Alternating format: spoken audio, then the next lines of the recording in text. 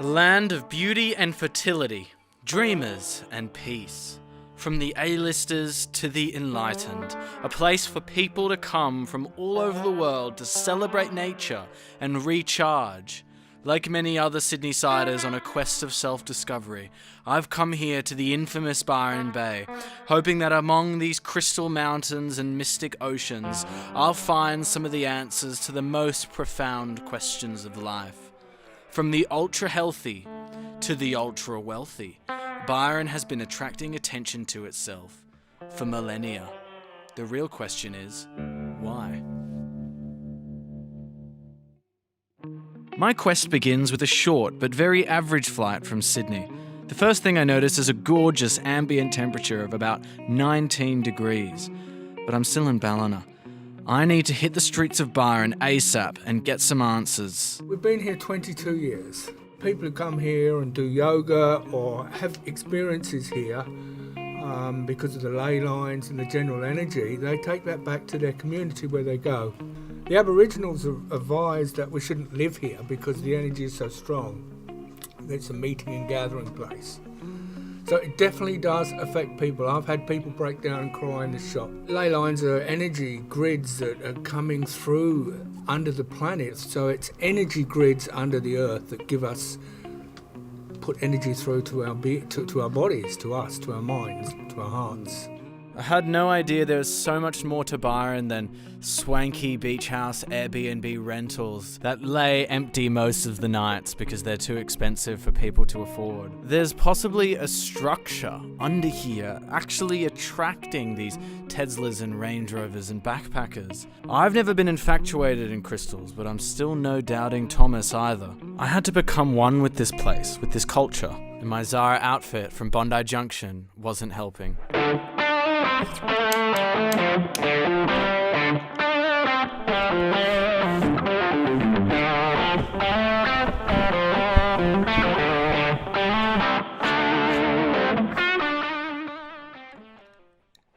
I feel a part of something.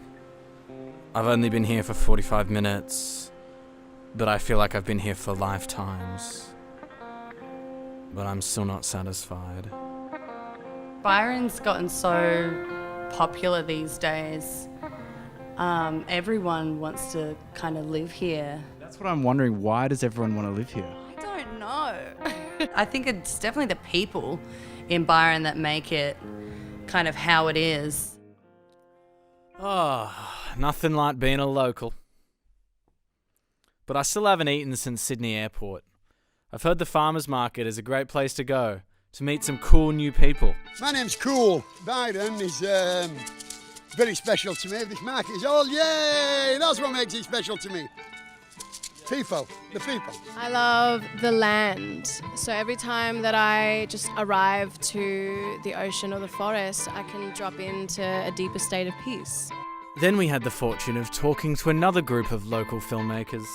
We're shooting a feature film. So that's one of the things we're very interested in, is why Byron attracts so many people and the interesting kinds of people that it attracts. Why is that? It's all the obsidian underneath the area. See, it's drawing people here, and when they get here, it basically pulls forth their nature. And if they can deal with it, they stay here. And that's why a lot of creative things are happening, because people start to follow their own path. That reminded me of something I heard the day before in the crystal shop. It's meant to be, I think it's obsidian. We're meant to be living on heaps of obsidian under. Can I see the obsidian? I want to see what it looks like. I want to see what we're living on. So this is obsidian. Yes. I only know obsidian from like Minecraft. Can you explain what it is in real life? It heals by releasing imbalances and magnifying all negative energies so that they can be experienced and released. Well, the best way to find this obsidian, go to Goonagary National Park, and if you take the far right path, you can walk through there and you can find, you start to see the obsidian. So there's little obsidian crystals on the ground. They're grey. This could be it. I'm imagining soon I'll be the one doing obsidian crystal workshops, helping other people find themselves too. One thing I noticed though is this rainforest feels different. I'm registering a very potent vibe. Just coming into Goonagary National Park now. Got a lead on some obsidian in the the area.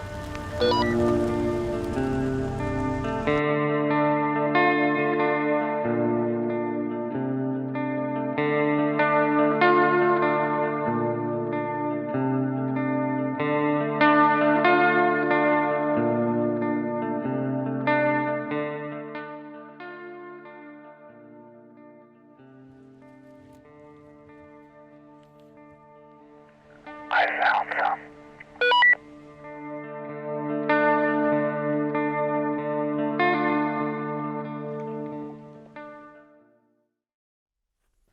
Going back to the lab, we took some samples of the obsidian.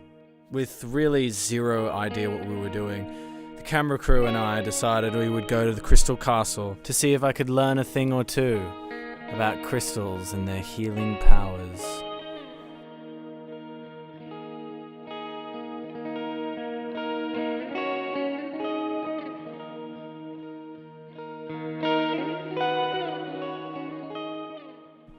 Hey, Orion, there's all this cash on the Ganesh.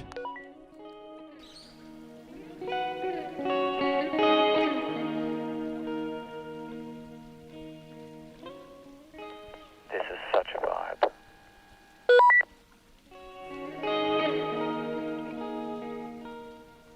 Yeah, man, there's more cash down here.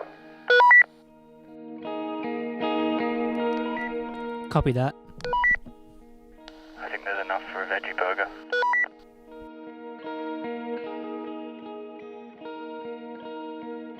I don't know what to think. Is this really what I'm into? Is this really me? Is this what makes Byron feel like Byron? This stone is meant to be kind of a healing stone, and yet you get the kind of healers and people who want to be healed come to this area. Yeah. Yeah, that's very true. So that's what I'm saying. Is there a relationship? I Come on, Bella. I need your answer. my honest answer is I don't believe in anything. But you work in a crystal shop. Because I'm his daughter. I've been hearing a lot of things from some people about like the energy in Byron. What do you have any kind of comment on that? No, I got no comment on that. They're not. Why does Loxton the lifeguard not want to talk about it? Feeling lost and confused. Trying to manifest a better future. I started to feel like a real Byron local. Just having the ability to reset and just spend the day on the water was just really cleansing and healing. I feel like I'm ready to make the next step, to be vulnerable and be okay with that. How long have you been farming here? Too long, probably. Since I was a kid. It was a dairy farm, like all these places. They were all dairy farms, all through these valleys. The team wanted to chat to some of the local dairy producers. We found a herd whose ancestors go back to some of the first producers on the whole land. I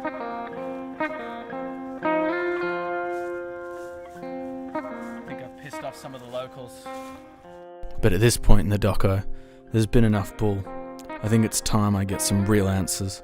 We have unique rainforests around here. It has been ancient, remnants of forests which have been here since the continents were all joined together in the Gondwana continent. I'm not an ecologist, but Rob Koyman is an ecologist expert that I've spoken to about that. And yes, of course, he is the expert in the local area. Finally, we have a real expert we can talk to. So basically 20 to 23 million years ago, Mount Warning, the Wollumbin caldera was active, so a giant shield volcano. There were two major outpourings of basalt, which forms what we call the massive red earths, the beautiful deep red soils. There's all sorts of different formations and mineral streams, if you like, within the volcano. As you can imagine, this is the earth pouring out from underneath. Some of those form what we call things like thunder eggs, so they're little bubbles, if you like, of concentrated minerals, and and so they can form sometimes small crystals and crystal structures. Basically, once upon a time as a ranger, part of my job was to control illegal activities, and one of those illegal activities was people hunting down